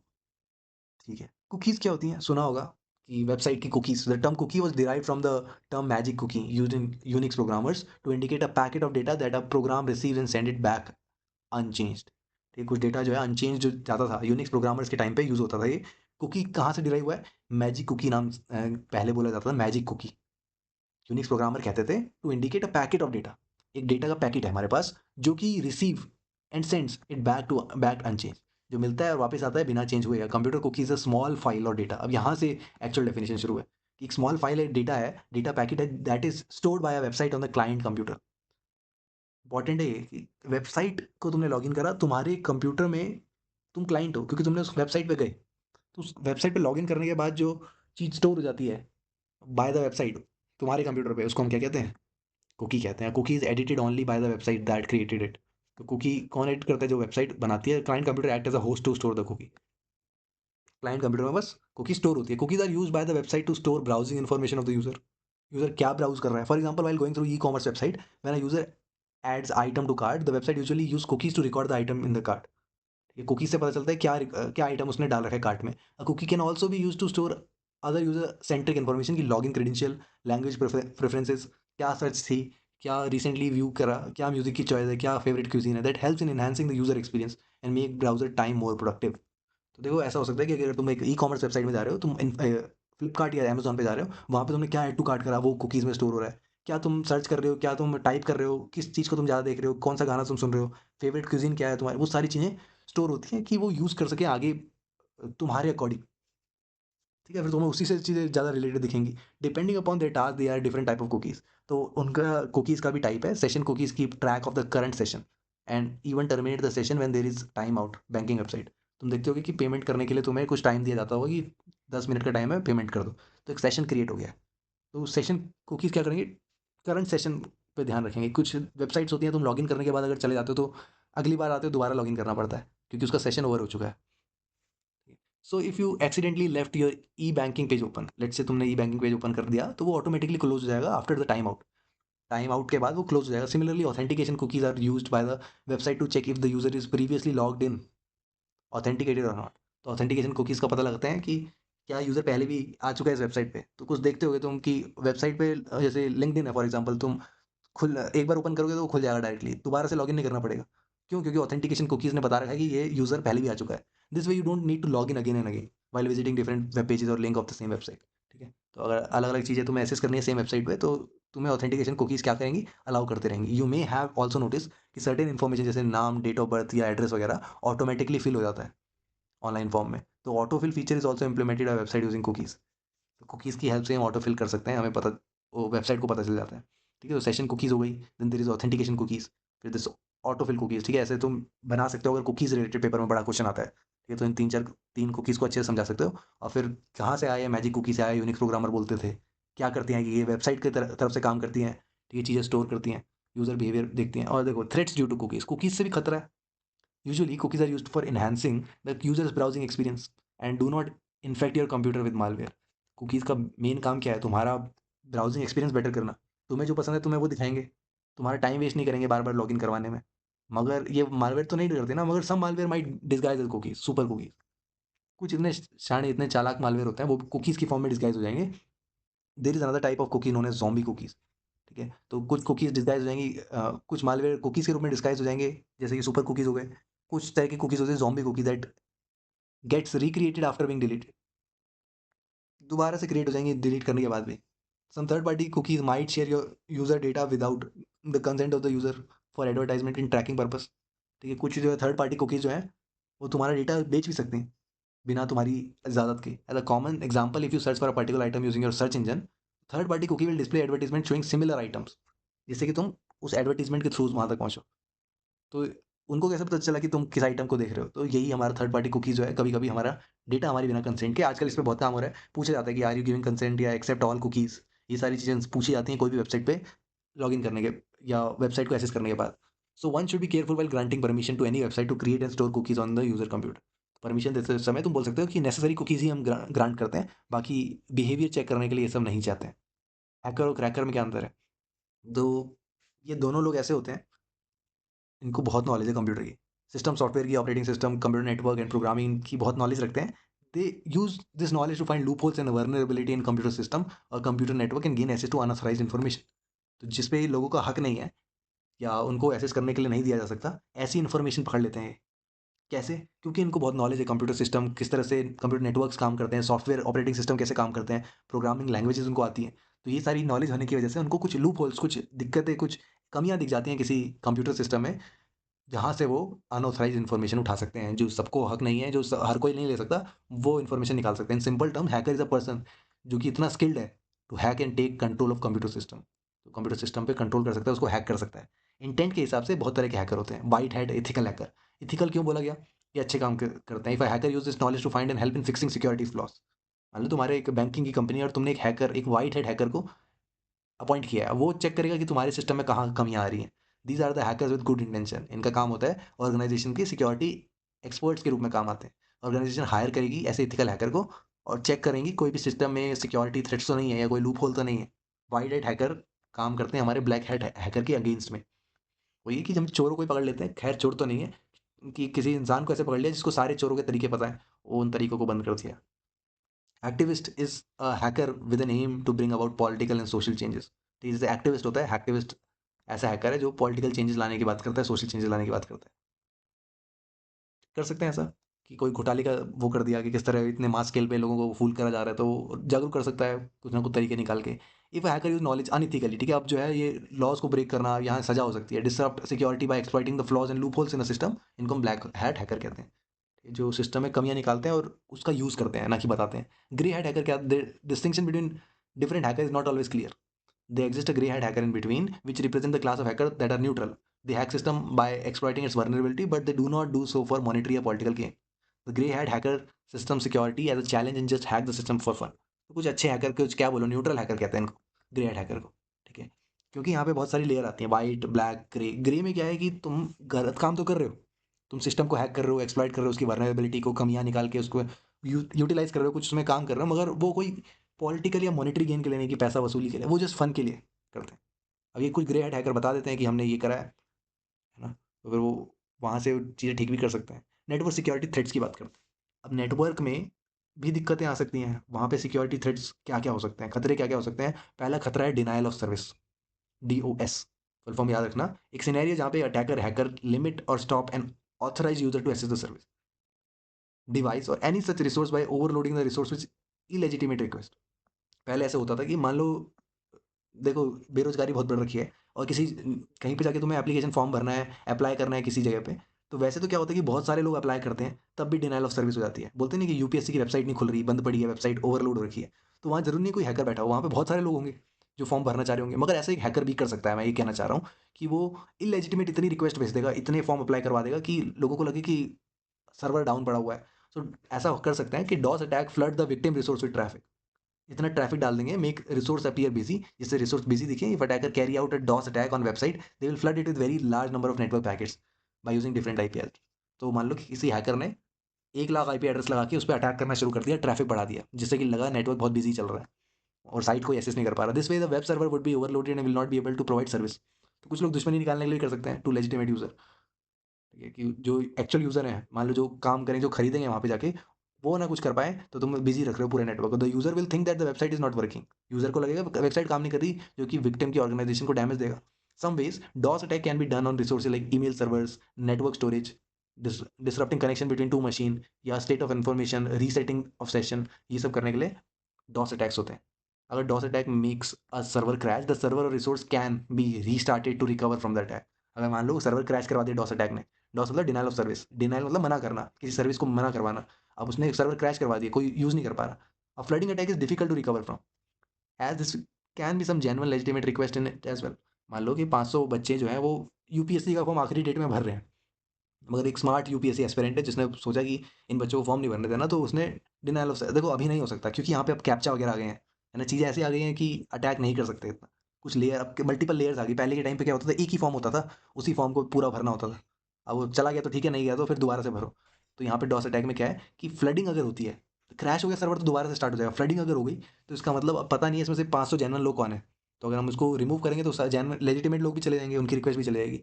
The variant of DoS is also known as distributed denial of service. तो डॉस का ही एक बड़ा रूप है, एक वेरिएंट है जिसका नाम है डिस्ट्रीब्यूटेड। तो जहाँ पे flood request comes from compromise computer system distributed across the globe, दुनिया भर से जो है वो रिक्वेस्ट आ रही है ऐसे कॉम्प्रोमाइज कंप्यूटर के साथ जिसका अलग अलग दुनिया में लोकेशन है, वो लार्ज एरिया। तो attacker install malicious software known as bot on the zombie machine, मतलब ज़ॉम्बी मशीन में बॉट डाल रखा है which give its control over this machine, जिससे इस इन मशीन का कंट्रोल मिल जाता है। Depending upon the requirement and availability, attacker activates a network of this zombie computer known as botnet. ठीक है, बॉटनेट के बारे में आएगा तो लिख सकते हो। क्या है कि पहले तो ये denial of distributed denial of service में काम आता है। अब जिस तरह की रिक्वायरमेंट है, किस तरह की अवेलेबिलिटी है, मान लो बहुत सारे ज़ॉम्बी हमने होस्ट बना रखे हैं, ज़ॉम्बी मशीन्स में बॉट डाले हुए हैं। अब इनका एक खुद का नेटवर्क बनता है, तो अटैकर एक्टिवेट करता है ऐसे नेटवर्क को ज़ॉम्बीज़ कंप्यूटर में, जिसको बॉटनेट कहते हैं, कि वो डिनाइल ऑफ सर्विस अटैक कर सके अलग-अलग रीजनशिप इन द ग्लोब, पूरी दुनिया में, ठीक है, बड़े एरिया में। While as a simple DoS attack may be countered by blocking request और network packet from a single source. मान लो एक सिंगल सोर्स से बार-बार रिक्वेस्ट आ रही है तो तुम उसको ब्लॉक कर दो, है ना? मगर डिस्ट्रीब्यूटेड डिनाइल ऑफ सर्विस जो है बहुत ही डिफिकल्ट है, क्योंकि यहाँ पे मल्टीपल डिस्ट्रीब्यूटेड लोकेशन से आ रही है। तुम एक सिंगल सोर्स से होता तो उसको ब्लॉक कर सकते थे, मगर इतने सारे सोर्स से आ रही है तो फिर कैसे रोकोगे? अच्छा, इंट्रूशन प्रॉब्लम्स क्या है? Network intrusion refer to an unauthorised activity on computer network. Unauthorised activity है कंप्यूटर नेटवर्क। दिस एक्टिविटी में involve unauthorised use of network resources, यानी डॉस, और threatening the security of the network and the data. तो intrusion यानी घुसना, एक तरह से घुसपैठिया, ठीक है। तो अगर नेटवर्क में अनऑथराइज्ड एक्टिविटी हो रही है, जैसे हमारा डॉस हमने देख लिया, ठीक है, ये भी नेटवर्क रिसोर्सेज पे जा रहा था, सर्वर पे बिजी रख रहा था, है ना, या फिर सिक्योरिटी को थ्रेट करना, नेटवर्क के डेटा को स्टील करने की बात करना। Network intrusion is a very serious problem and network administration need to devise strategy and implement very security measures, इससे बचाया जा सके। तो इंट्रूशन से बचना बहुत मुश्किल है, क्योंकि यहाँ पे अनऑथराइज्ड यूज तो ठीक ही है नेटवर्क रिसोर्स, साथ में थ्रेट भी कर रहे हैं सिक्योरिटी को। तो इस केस में नेटवर्क एडमिनिस्ट्रेटर, जो नेटवर्क को संभालने वाले लोग हैं, उनकी पूरी टीम है, उनको अच्छे से देखना पड़ेगा क्या स्ट्रैटेजी लगाए कि सिक्योरिटी मेजर्स लगाए रहे। We have already discuss some intrusion attacks, जैसे कि हमने डॉस देख लिया, ट्रोजन वॉर्म्स देख लिया। द रिमेनिंग अटैक आप ब्रीफली डिस्कस अब बोलो। ये कुछ अटैक्स के बारे में उन्होंने थोड़ी बहुत जानकारी दे रखी है, जैसे असिमेट्रिक राउटिंग, इस तरह के भी अटैक होते हैं। Attacker tend to avoid detection by sending the intrusion packet through multiple path, thereby bypassing the network intrusion session. तो वो समझ जाएंगे कि देखो सिमेट्री में अगर चीज़ें आ रही हैं तो वो तो डिटेक्ट होता है, मगर यहाँ पे अटैकर ने क्या करा, डिटेक्शन से बचने के लिए पैकेट्स को मल्टीपल पाथ से भेजना शुरू कर दिया। अगेन सिमिलर सी चीज़ है, जिससे कि वो नेटवर्क इंट्रूशन सेंसर से बच गया। जो तरीके से पता लग रहा था कि यहाँ पे इंट्रूशन होने की कोशिश हो रही है, अलग अलग रास्ते से लोग आए और पूरा घेर लिया। बफर ओवरफ्लो अटैक क्या है कि इस अटैक में the attacker override certain memory areas of the computer within the network. तो कुछ जगह पे ओवरराइड कर देगा मेमोरी को विद कोड या set of command that will be executed later when the buffer overflow program occurs. ठीक है, once the malicious code is executed, attacker can initiate DOS attack और gain access to the network। इसके बारे में तुम और पढ़ सकते हो कि यहाँ पे पहली बात तो नेटवर्क मेमोरी एरिया जो है वहाँ पे चीज़ें ओवरराइड हो रही हैं एक नेटवर्क के अंदर, तो वो कुछ कोड ऐसा एग्जीक्यूट करवा देगा जहाँ जब बफर ओवरफ्लो होगा। बफर ओवरफ्लो क्या है? जब मेमोरी का बफर बढ़ जाता है, प्रोग्रामिंग एरर आता है, तो कोड इस तरह का एग्जीक्यूट हो जाएगा जिससे कि वो malicious प्रोग्राम एग्जीक्यूट करने के बाद अटैकर डॉस अटैक कर सकता है या एसेस ले सकता है उस नेटवर्क का, ठीक है, एक्सप्लॉइट कर सकता है। ट्रैफिक फ्लडिंग क्या है? It is one of the most trivial method of network intrusion. ये बहुत ट्रिवियल यानी यूजुअली काम में आता है। This huge load leaves the network detection system incapable of monitoring the packets adequately. ठीक है, पैकेट्स को नहीं संभाल पाते, समझ नहीं पाते जब फ्लडिंग होती है। The hacker takes an advantage of the congested and chaotic network environment to sneak into the system undetected. ठीक है, तो हैकर क्या करेगा, ऐसी एडवांटेज लेगा नेटवर्क में कि बिना पता चले, बिना ट्रेस हुए पता चलता है। ठीक है, स्नूपिंग की बात बात करते हैं। स्नूपिंग तो URL snooping it is a software packet that download and store a web stream as a file, ठीक है? एक वेब स्ट्रीम को फाइल की फॉर्म में स्टोर करेगा दैट कैन बी व्यूड और यूज्ड लेटर, बाद में हम यूज़ कर सकते हैं। The common online video downloader use the same technique for downloading videos from the web. तो स्नूपिंग का मतलब है secretly listening to a conversation, और यूआरएल स्नूपिंग करना क्या है कि सॉफ्टवेयर पैकेट डाउनलोड कर देगा हमारी वेब स्ट्रीम को एज अ फाइल। उसके बाद हम बाद में यूज़ कर सकते हैं। मान लो कोई वेब स्ट्रीम हो रही है जो रियल टाइम हो रही है, ठीक है? The common online video downloader use the same technique. अगर कोई जैसे वीडियो है उसको मैसेज नहीं कर सकते मगर वो एक फाइल की फॉर्म में रख देता है वेब से निकालने के बाद, ठीक है? तो snooping means secretly listening to a conversation. बात को सुनना यहाँ पे रियल टर्म्स में नहीं है। In context of networking it refer to the process of secret capture analysis of network traffic. तो नेटवर्क में जो ट्रैफिक आ रहा है उससे काम करने से related it is a computer program और utility that is a network traffic monitoring capability, ठीक है? तो एक तरह का कंप्यूटर प्रोग्राम है, यूटिलिटी है जो कि नेटवर्क ट्रैफिक को मॉनिटर करेगा। तो in this attack the hacker taps और listen to a channel of communication, ठीक है? तो ऐसे कम्युनिकेशन के channel picking all the traffic passing through it, तो उसको ऑब्जर्व करना, वहाँ पे चैनल में सुनने की कोशिश करना क्या नेटवर्क चल रहा है उसके बीच में। Once the network packets are analysed by the snooping device और software it reproduce the exact traffic packet and place them back in the channel. एक बार एनालाइज होने के बाद वापस से वही पैकेट्स को वापस रख देगा चैनल में, जिससे कि लगे कि कुछ हुआ ही नहीं। So if the data has been send over the network is not encrypted, तो वो वल्नरेबल रहता है स्नूप करने के। मान लो डेटा ए से बी को जा रहा है, तुम बीच में आ गए स्नूप करने, तुमने देख लिया कि क्या नेटवर्क में चीज़ें चल रही हैं, उसके बाद वापस उसको रख दिया, रिप्रोड्यूस करके एग्जैक्ट ट्रैफिक पैकेट को रख दिया। और ये अगर इनक्रिप्टेड नहीं रहता तो बहुत वर्नरेबिलिटी बढ़ती है depending upon the type of information leak. However snooping is not always an attack, ठीक है? स्नूपिंग का मतलब अटैक नहीं होता है। At times it also used by network administration for troubleshooting various network issues. तो बात का ध्यान रखना, ये नेटवर्क के मालिक जो एडमिनिस्ट्रेट कर रहे हैं, जो नेटवर्क को संभाल रहे हैं, वो इश्यूज को रिजॉल्व करने के लिए भी यूज करते हैं। Snooping is also known as sniffing, ठीक है? तो कोई बोले स्निफिंग क्या होता है, स्नूपिंग क्या होता है, तो दोनों सेम बात है। Various snooping software exist that act like a traffic analyser, ठीक है? ये ट्रैफिक को एनालाइज करते हैं beside various network hubs switches have a SPN यानी स्निफर पोर्ट एनालाइजर। पूछा जा सकता है स्निफर एसपीएन, एसपीएन की फुल फॉर्म बताओ, तो स्निफर पोर्ट एनालाइजर, ए मतलब analyser port function for snooping. तो ये नेटवर्क एनालिसिस करने के भी काम आते हैं। फिर आते हैं ईव्सड्रॉपिंग पे।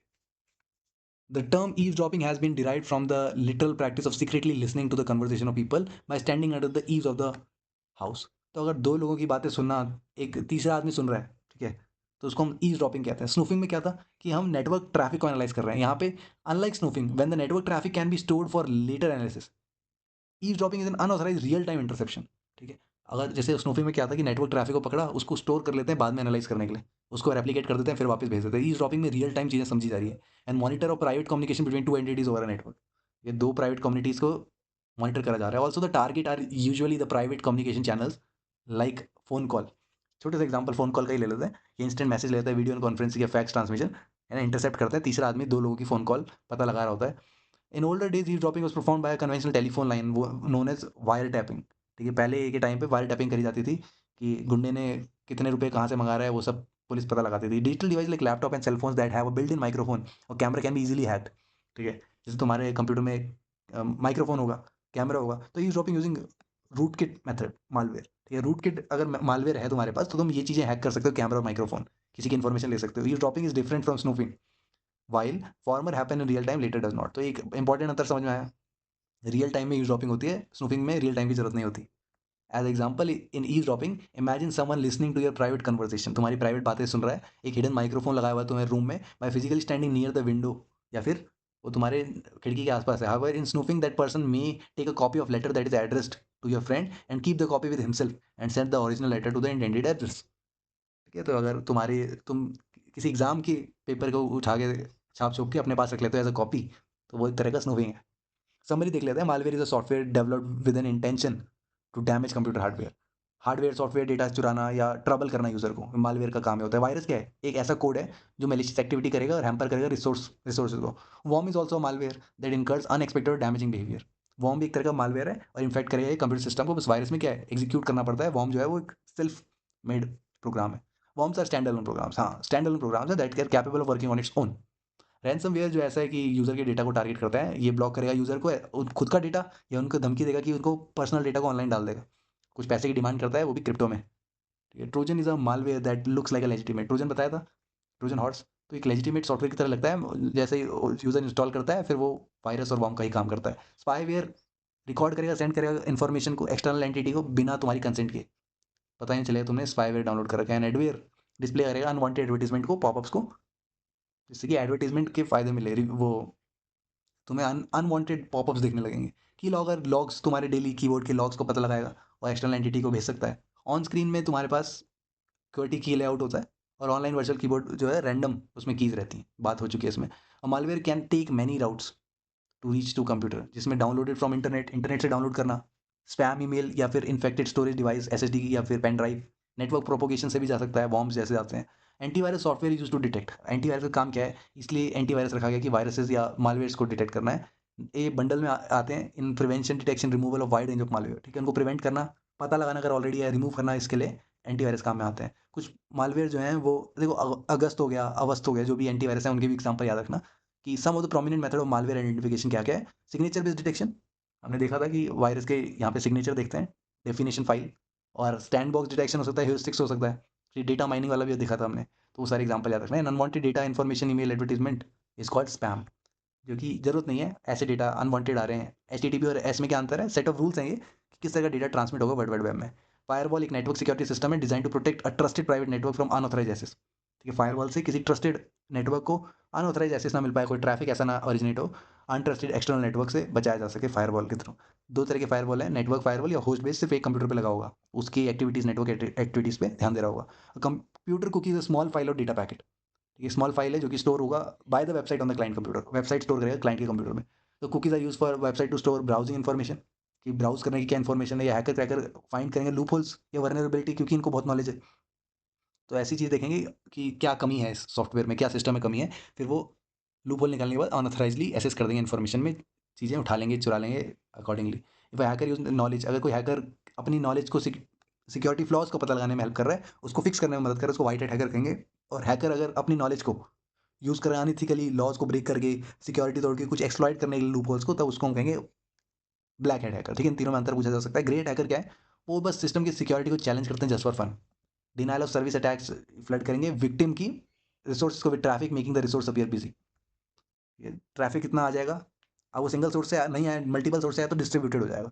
जब flooded request comes from compromise computer, जहाँ पे हम बोलते हैं botnet, compromise computer zombie system distributed across the globe या लार्ज एरिया में। नेटवर्क इंट्यूशन क्या, refer to unauthorise activity on computer network, computer network पे जो छेड़छाड़ हो रही है अनऑथराइजली। ठीक है, फ्लडिंग हो गया, नेटवर्क फ्लडिंग एक टाइप हो गया, टाइप्स हम देख लेना इसमें। स्नूपिंग क्या है कि process of secretly capturing analysis of the network traffic by malicious user. तो ये नेटवर्क ट्रैफिक को एनालाइज करना सीक्रेटली, उसको स्नूपिंग कहते हैं। ये नेटवर्क एडमिनिस्ट्रेटर भी यूज़ करते हैं, तो ऐसा नहीं कि बुरी चीज़ है, कभी कभी नेटवर्क को एनालाइज करने के लिए एडमिनिस्ट्रेटर्स को भी जरूरत पड़ती है। ईवसड्रॉपिंग क्या है, अनऑथराइज्ड रियल टाइम इंटरसेप्शन है, रियल टाइम हो गया VoIP, या तुम किसी दो, और पहले क्या होता था वायर टैपिंग करा करते थे, वो वाला सब एग्जाम्पल दे सकते हैं यहाँ पे।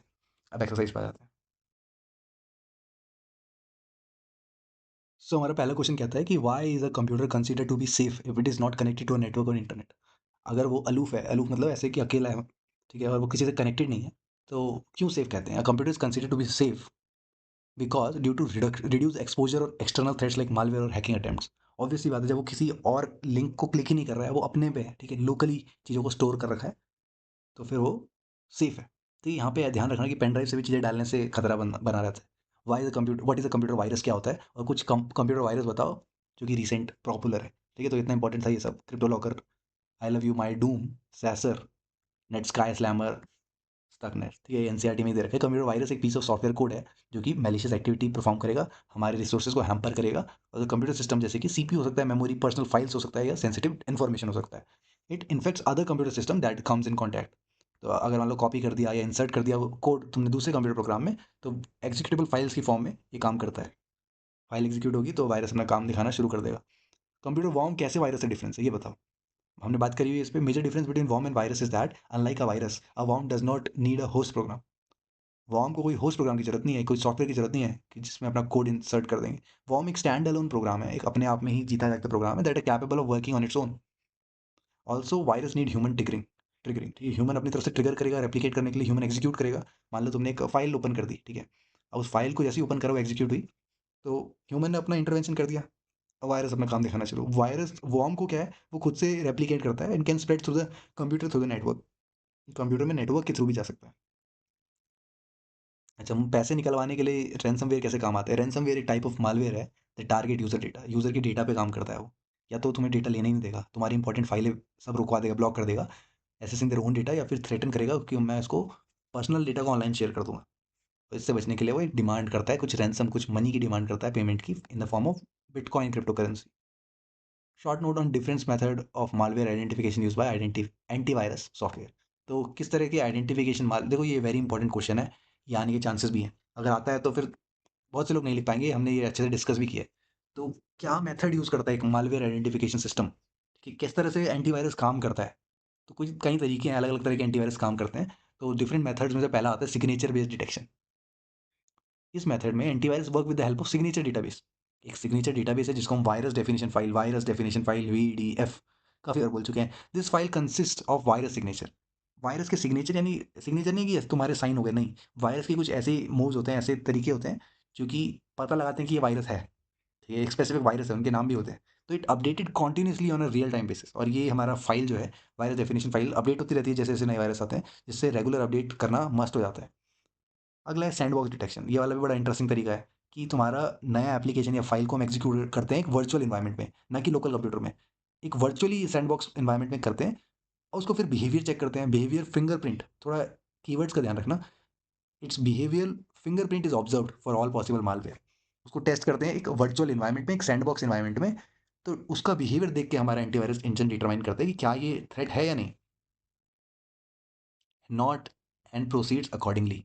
मान लो कि किसी कोई तुम्हें कंपाउंड दिख रहा है, तो तुम उसको चेक करने के लिए कि रेडियो एक्टिव है कि नहीं पहले टेस्ट करे। और जैसे ही पता चला कि ठीक है रेडियो एक्टिव नहीं है, तो उसको हमने लोकल लोगों के बीच में रखना शुरू कर दिया, क्योंकि उसमें नहीं पता चला radio activity. Same goes to sandbox detection. Sandbox में उसको एक टेस्ट करा जाता है, उसके बाद उसका अगर उसमें कोई दिखता है बिहेवियर फिंगरप्रिंट तभी पकड़ते हैं, वरना वो फ्री है, free from malware. Data mining technique ये मेथड इंप्लॉय करेगा। हम डेटा माइनिंग और मशीन लर्निंग का यूज़ करने वाले हैं इसमें। किस तरह की फाइलों का बिहेवियर रहता है, वो बिनाइन है या मेलिशियस है।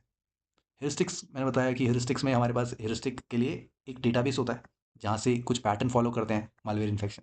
तो here the source code of the suspected program, जिस प्रोग्राम का सस्पेक्शन है कि ये हो सकता है वायरस, ठीक है, तो वहाँ पे कंपेयर करा जाता है ऑलरेडी नोन, उनको एक हेरिस्टिक डेटाबेस से कंपेयर करा जाता है कि हाँ अगर ऐसा कोई कोड है तो इसका मतलब वो वायरस हो सकता है। If the majority of the source code matches, हम मान लेते हैं कि सोर्स कोड में बहुत सारी फालतू चीज़ें लिखी हैं, मगर कुछ ऐसा सोर्स कोड में दिख गया जो मैच हो रहा है हमारे ह्यूरिस्टिक डेटाबेस से, तो फिर वो कोड को फ्लैग कर देते हैं एज अ पॉसिबल थ्रेट कि ये खतरा है।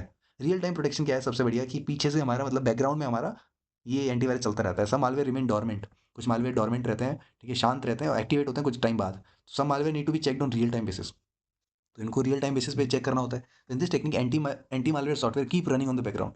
तो एंटी मालवेयर ये जो सॉफ्टवेयर है पीछे काम कर रहा होता है, रियल टाइम में ऑब्जर्व करता है किसी भी एप्लीकेशन का बिहेवियर, कोई ज़्यादा स्टोरेज तो नहीं ले रहा, कोई किस तरह से एक्टिविटी कर रहा है, ठीक है, मेन मेमोरी में कोई हलचल तो नहीं मचा रहा। तो इस चीज़ों को एनालाइज करता है, files for any suspicious activity जो कि एग्जीक्यूट हो रही है when it resides in active main memory of the computer. तो कोई भी अगर हमारी एग्जीक्यूटेबल है वो मेन मेमोरी में या एक्टिव मेमोरी में रिसाइड कर रही है, तो उसका बिहेवियर चेक करेगा। कोई भी सस्पिशियस एक्टिविटी होगी तो फ्लैग कर देगा। ट्रोजन, उसका नाम कैसे पड़ा? क्वेश्चन ये नहीं कह रहा व्हाट इज ट्रोजन, यहाँ पूछा जा रहा है नाम कैसे पड़ा। तो एक एशियंट ग्रीक स्टोरी से नाम पड़ा ऑफ द ट्रोजन हॉर्स, जहाँ पे ancient Greek could infiltrate in the city of Troy. Troy नाम की सिटी में उन्होंने घुसपैठ कर पाए थे using traditional warfare method. They gifted the king Troy with a big wooden horse.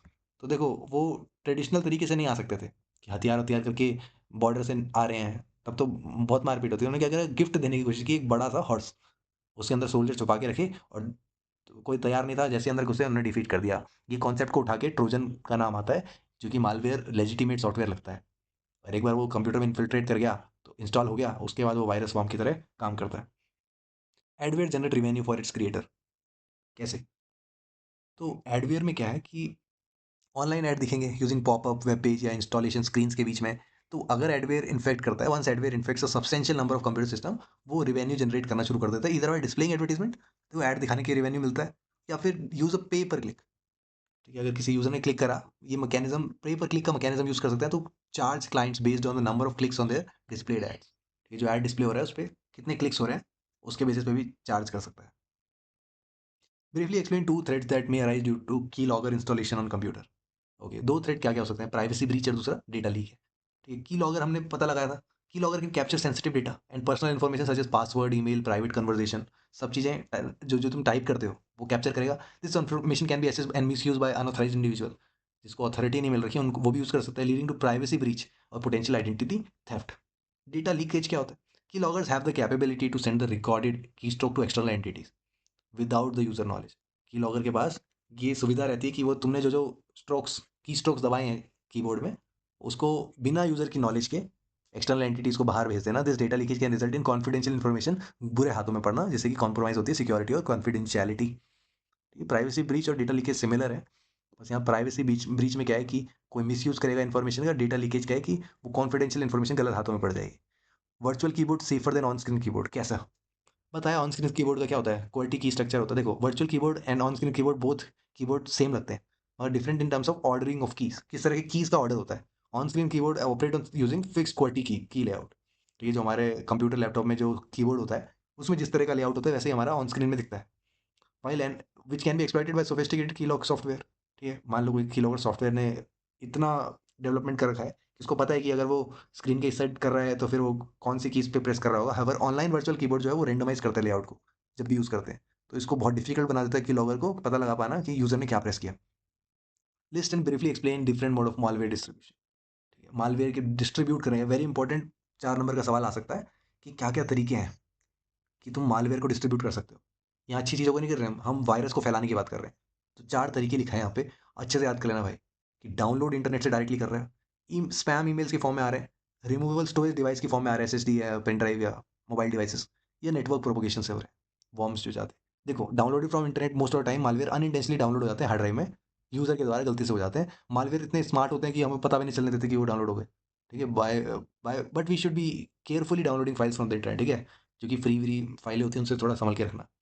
Spam email में क्या अनसॉलिसिटेटेड मेल्स आते हैं जिसका कोई हमें पता नहीं होता ना, हमने कहीं अप्लाई करा होता है, स्टिल आ जाते हैं, जिसमें हाइपर लिंक अटैचमेंट होती है, उनको ओपन करने से फिर से मालवेयर्स आ जाते हैं.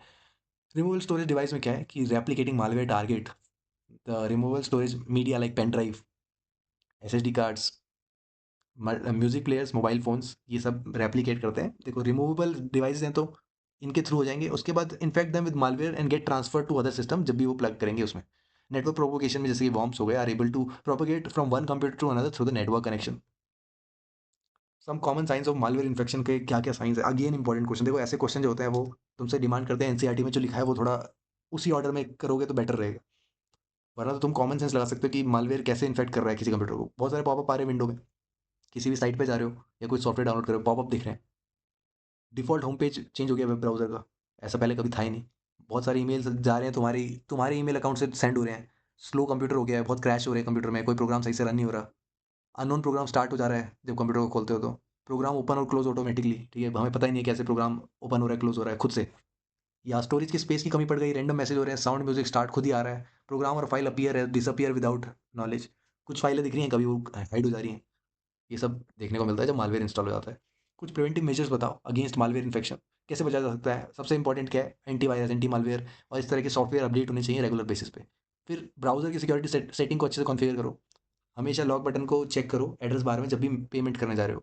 ठीक है, एक लॉक बना हुआ आएगा कि सिक्योर्ड है, एसएसएल इनेबल्ड है. नेवर यूज़ पायरेटेड या लाइसेंस सॉफ्टवेयर. हमेशा फॉस या free and open source software की तरफ जाओ. पायरेटेड की चीज़ों के पास मत जाओ जो फ्री अवेलेबल है तो, या ओपन सोर्स ज़्यादा ऑथेंटिक है. ठीक है, ये रेगुलर अपडेट देते हैं, इनको भी अपडेट कर रहे हैं. Applying software updates and patches release by it's manufacturer. ठीक है, सॉफ्टवेयर में जो भी अपडेट्स आते हैं उसको रेगुलर अपडेट करते रहना है. जैसे आजकल लॉग लॉग 4G करके ऐसे कुछ आ गया था. ठीक है, जो जावा के जो भी सॉफ्टवेयर्स थे वहाँ पे ये वल्नरेबिलिटी चल रही थी. Taking a regular backup of important data. Important चीज़ों का बैकअप लेते रहो. फायरवॉल इन्फोर्स कर दो एक नेटवर्क में. सेंसिटिव चीज़ें को नहीं डालना किसी भी अननोन या पब्लिक वाईफाई वगैरह में, है ना, पब्लिक कंप्यूटर में. फर्स्ट ऑफ ऑल पब्लिक, अगर तुम साइबर कैफे जा रहे हो तो वहाँ सेंसिटिव चीज़ों को डालने से बचो. डाल भी रहे हो तो फिर वो एक ऑन स्क्रीन जो कीबोर्ड है उस पे जाके कर सकते हैं. Avoid entering sensitive data unknown network. Unknown network में भी बचो कि वाईफाई पब्लिक स्पेसेस पे है तो फिर वहाँ पे सेंसिटिव डेटा ना डालें. अवॉइड क्लिकिंग, स्नूप कर सकता है कोई, ईज़-ड्रॉप कर सकता है. अवॉइड क्लिकिंग ऑन लिंक और डाउनलोडिंग अटैचमेंट फ्रॉम अनसॉलिसिटेटेड मेल्स. ऐसे मेल्स पे क्लिक ना करो, कुछ डाउनलोड ना करो जिससे हमें अता पता नहीं है. Scan any removable storage device with an antivirus software before transmitting data to and from it. अगर तुम डेटा किसी पेन ड्राइव में डाल रहे हो तो उसके बाद स्कैन करो, उसको पहले स्कैन करो. Remove all the program that we do not recognise. कुछ ऐसे प्रोग्राम है जो देखने में लग रहा है कि हाँ ये हो सकता है अच्छा, मगर हम रिकॉग्नाइज नहीं करते. Do not install an anti spyware और एंटीवायरस प्रोग्राम जो कि पॉपअप या ऐड में दिख रहा है. मान लो तुम्हें पॉपअप आया, तुमने सोचा कि ठीक है एंटीवायरस है, मगर वो वायरस निकल गया तो use the popup window X icon. ठीक है, जब भी तुम किसी प्रोग्राम को क्लोज करोगे तो क्लोज आइकन पे जाके क्लिक करोगे, ना कि क्लोज बटन पे, क्योंकि वो उसका पार्ट हो सकता है। If you notice an installation has been started तो तुरंत कैंसिल कर दो। गलती से कुछ इंस्टॉल हो रहा है तुरंत कैंसिल कर दो। What are the risk associated with HTTP और एचटीटीपीएस क्यों इंपॉर्टेंट है? ये देखो सिक्योर सॉकेट लेयर, चलो हम यही पूछ रहे थे ना कि एसएसएल की फुल फॉर्म क्या होती है? Secure socket layer. HTTP send information over the network in plain text. ठीक है, प्लेन टेक्स्ट में वो इन्फॉर्मेशन भेजेगा जिससे क्या होगा, इनक्रिप्ट करना नहीं होगा। अब इनक्रिप्ट नहीं करेगा तो अटैकर्स आके वो इन्फॉर्मेशन मैनिपुलेट इंटरसेप्ट कर सकते हैं। एचटीटीपीएस इनक्रिप्ट करेगा डेटा ट्रांसमिट करने से पहले और रिक्वायर्स एसएसएल यानी सिक्योर सॉकेट लेयर और TSL transport layer security protocol. तो along with SSL digital certificate to ensure secure communication between client and server. ये असली क्लाइंट नहीं भेजा है, ये इंश्योर करता है। एडवांटेज और डिसएडवांटेज क्या है कुकीज़ के? कुकीज़ देखो, एडवांटेज तो हमें बहुत पता है कि यहाँ से हम प्रोडक्टिविटी इंक्रीज़ करता है और ऑथेंटिकेशन कुकीज़ के लिए हम बार-बार पासवर्ड नहीं डालना पड़ेगा। To store browsing information of the user, जो कि हेल्प करेगा यूज़र का experience, make browsing time more productive. जो ऐड टू कार्ट है, इन चीज़ों से सीख के वो खुद ही मैनेज कर सकता है। डिसएडवांटेज क्या है? कुछ थर्ड पार्टी कुकी जो है वो उसको बेच सकते हैं, डेटा को शेयर कर देंगी बिना यूज़र के कंसेंट के एडवर्टाइज़र्स को, और वो हमें ट्रैक कर सकते हैं। ब्लैक, व्हाइट और ग्रे हैट हैकर्स के बारे में, ठीक है, हमने इसको एनसीईआरटी में पढ़ा, उसकी समरी में पढ़ा, अब तीसरी बात देख रहे हैं। व्हाइट हैट हैकर्स क्या होते हैं? If a hacker uses their knowledge to find and help fix security flaws. अपनी नॉलेज जो इतनी कंप्यूटर की सिस्टम की नेटवर्क की नॉलेज लेके बैठा हुआ है, वहाँ से वो चीज़ों को फिक्स करने के लिए काम कर रहा है। In terms of white hat ethical hacker किसी कंपनी के अच्छे काम आ रहा है, इसके इंटेंशन अच्छे होते हैं, सिक्योरिटी के एक्सपर्ट्स होते हैं ये। ऑर्गेनाइजेशन हायर करती है ऐसे लोगों को, उनको पैसे देती है कि ये थ्रॉट चेक करें, कोई लूप होल चेक करें, ठीक है, सिक्योरिटी थ्रेट्स देखें। और व्हाइट हैट हैकर जो है वो ब्लैक हैट हैकर के अगेंस्ट में काम करते हैं।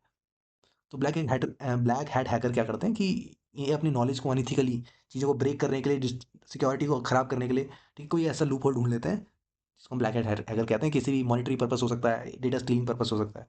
ग्रे हैट हैकर क्या होते हैं? ये थोड़ा fun fun kind of guy होते हैं, ये न्यूट्रल होते हैं। ये एक्सप्लॉइट करते हैं वल्नरेबिलिटी को, ना कोई एजेंडा नहीं होता, बस मजे मजे में। ये रियल डेवलपर है भाई, ये रियल कंप्यूटर में काम कर रहा है, ये हैकर है असली। Grey hat hacker take some security as challenge और सिक्योरिटी को ब्रेक करते हैं जस्ट फॉर फन। डॉस और डीडोएस में क्या अंतर है? इंपॉर्टेंट क्वेश्चन अगेन आता है कि डॉस हमने देख लिया डिस्ट्रीब्यूटेड क्यों है, इसका एडवांस वेरिएशन पता लगाएं। तो डॉस मतलब डिनायल ऑफ सर्विस, ये मतलब distributed denial of service. DoS में क्या होता है सिनेरियो में, वेयर हैकर या अटैकर जो भी है लिमिट करेगा या or stop an authorised user to access the service. ठीक है, किसी सर्विस को एक्सेस करना, किसी डिवाइस को एक्सेस करना, किसी रिसोर्स को एक्सेस करने से रोकेगा औरों को bye overloading the resources illegitimate request. बेवजह की रिक्वेस्ट भेजता रहेगा, ठीक है, उस नेटवर्क को बिजी रखेगा। If attacker carry out DoS attack on website they will flood it with very large number of network packet by using different IP address. तो डिफरेंट आईपी एड्रेस रखेगा और बहुत सारे नेटवर्क पैकेट्स से flood कर देगा किसी भी वेबसाइट को, ठीक है। It with very large number of network packets. अगला है DoS attack may be counted by blocking request और network packet from a single source. अगर सिंगल सोर्स से आ रहा है तो उसको रोका जा सकता है, ब्लॉक कर सकते हैं। नेटवर्क पैकेट जो आ रहे हैं उनको हम रोक सकते हैं, so it easily resolve as comparatively.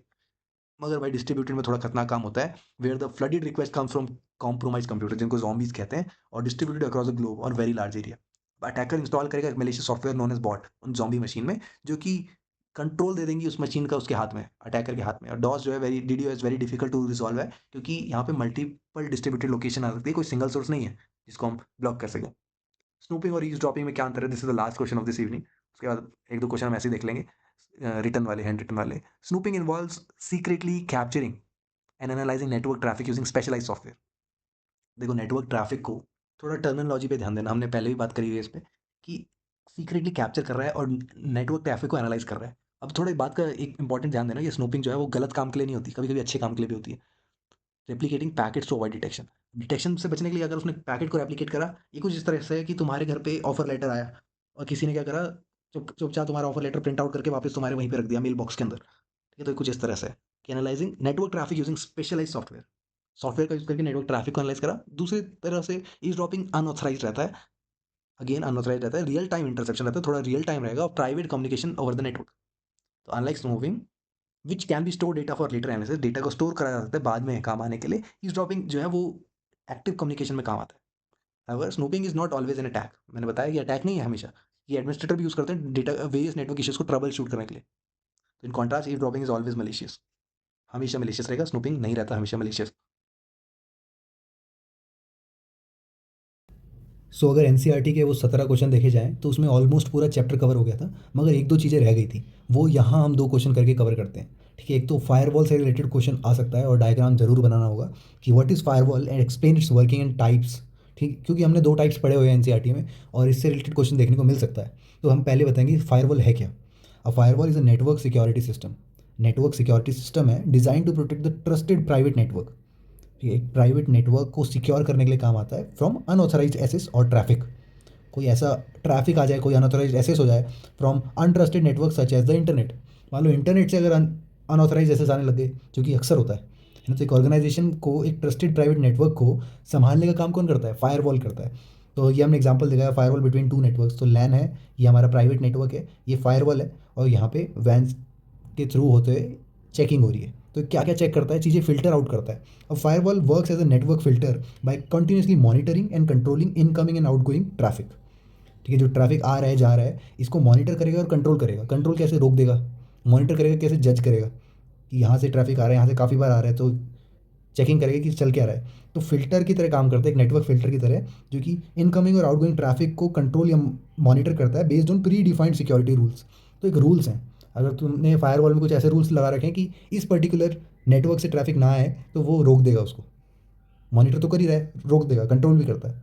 Example के लिए देखें कि फायरवॉल इन अ स्कूल नेटवर्क, ये हमने एनसीईआरटी में ही पढ़ा हुआ है। एग्जाम्पल इसलिए इंपॉर्टेंट आता है कि स्कूल नेटवर्क में जो फायरवॉल है can be configured to prevent student from accessing finance server. बच्चों का फाइनेंस सर्वर से क्या लेना देना, ठीक है, उसमें उसको एसेस देने से रोकने के लिए हम फायरवॉल लगा सकते हैं, while allowing access to only authorised user. जो जैसे कि हमारे स्कूल में अकाउंटेंट्स हैं, फाइनेंस डिपार्टमेंट है, वो पर्टिकुलरली उस चीज़ को एसेस कर पाएगा। तो हम ऑथराइज किसको कर रहे हैं? जो कि अलाउड है। ठीक है, तो ऐसे यूजर्स ऑथराइज करते हैं फॉर यूजिंग फायरवॉल, हम बच्चों को रोक सकते हैं। अगला है टाइप्स ऑफ फायरवॉल। दो तरह के होते हैं, network firewall and host based firewall. Network firewall is place between two और मोर नेटवर्क्स, दो या दो से ज़्यादा नेटवर्क्स के बीच में लगता है, and monitor the traffic flowing between them. मॉनिटर करता है जो भी ट्रैफिक उसके बीच में फ्लो हो रहा है। एग्जाम्पल के लिए देख लो, स्कूल का लैन जो है एंड द इंटरनेट, पूरी दुनिया का इंटरनेट और स्कूल का लैन एक तरफ, ये कंट्रोल करेगा जो भी डाटा एंटर हो रहा है या लीव हो रहा है नेटवर्क से। मेरे को स्कूल की बात याद आ गई, बच्चे मूवी डाउनलोड करके अपनी पेन ड्राइव में ले जाया करते थे स्कूल में, सर को पता चल जाता था।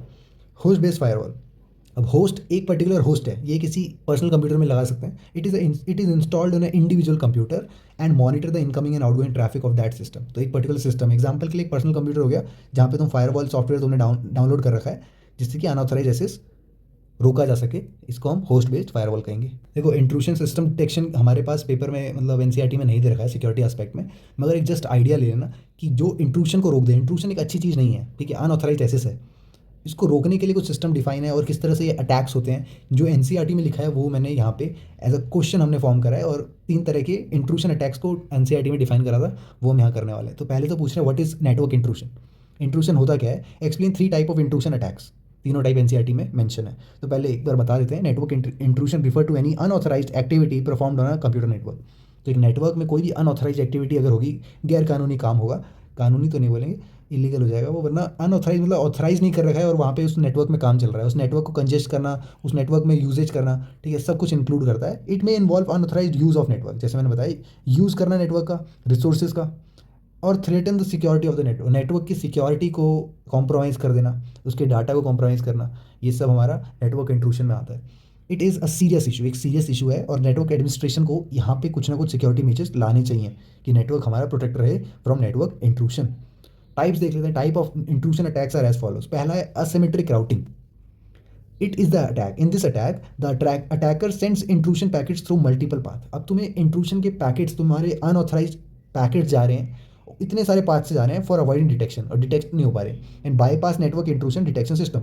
जो इंट्रूशन डिटेक्शन सिस्टम बनाया गया है वही बाईपास कर दे रहे हैं। एग्जाम्पल के लिए देखें, an attacker may send data packets through different routes so that security system can not track the complete attack path. Complete attack path को ना ट्रैक कर पाए, इसलिए अटैकर क्या कर रहा है, अलग अलग राउट से हमारे डेटा पैकेट्स भेज रहा है। तो ये एग्जाम्पल हो गया असिमेट्रिक राउटिंग का। फिर आता है बफर ओवरफ्लो। अब इसमें क्या है कि इन this attack attacker overrides memory areas. Memory areas जब ओवरफ्लो हो जाएंगे ना, तो उसमें ओवरराइड कर देता है विद मलिशियस कोड, अपना कोड लगा के, विच गेट एग्जीक्यूटेड। ये एग्जीक्यूट तब होते हैं जब बफर ओवरफ्लो होता है, ठीक है, allowing attacker to gain access और लॉन्च फर्दर अटैक। तो इससे क्या होगा, बफर ओवरफ्लो हुआ, उसका मलिशियस कोड रन हुआ, उससे उसको या तो एसेस मिल गया या उसका अटैक का और दूसरा पार्ट अलाइन हो गया। एग्जाम्पल के लिए, एक हैकर में exploit a program error to insert harmful code into a system memory. तो प्रोग्राम में जो एरर है वो एक्सप्लॉइट कर सकता है वो, कि कुछ भी इंसर्ट करना हो हार्मफुल कोड को उसमें। ट्रैफिक फ्लडिंग क्या होता है? In this attack the attacker floods the network with a large number of packets. ठीक है, इस अटैक में क्या है, attacker large number of packets डाल देगा, making the intrusion detection system unable to function properly. ठीक है, जैसे हमने डिनाइल ऑफ सर्विस देखा था, है ना, कि फंक्शनल अच्छे साइट सर्वर क्रैश हो जाते हैं। तो वैसे ही कुछ है ये कि नेटवर्क फ्लडिंग में के नेटवर्क में लार्ज नंबर ऑफ पैकेट्स डाल दिए गए हैं, जिससे कि हमारा सिस्टम जो है वो प्रॉपरली फंक्शन नहीं होगा या तो स्लो हो जाएगा, allowing the attacker to enter the system unnoticed. तो अटैकर क्या है, उसके जब कयास होता है तो फिर उसमें अटैकर भी घुस जाएगा। जैसे कि sending a huge number of fake request, बहुत सारी फेक रिक्वेस्ट डाली to server to slow it down, जिससे सर्वर स्लो हो गया और बाईपास सिक्योरिटी चेक्स, यहाँ से उसने सिक्योरिटी चेक्स बाईपास कर दिए।